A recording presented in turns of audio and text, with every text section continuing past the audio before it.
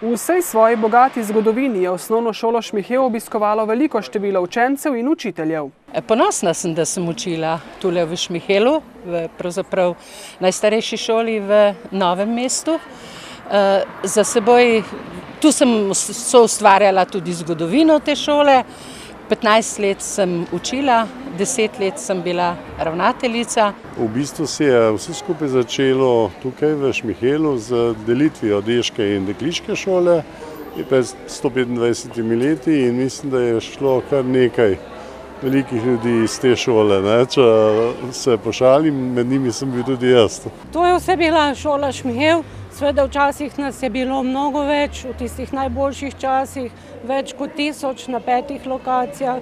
Zdaj smo vsi pod eno streho in za delovanje šole je to vsekakor lažje in prijetnejše.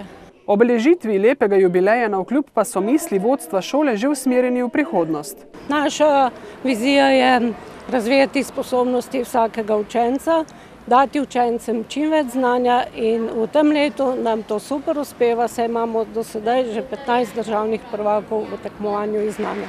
V okviru osnovne šole Šmihev sicer deluje tudi podružnična šola v Birčni vasi.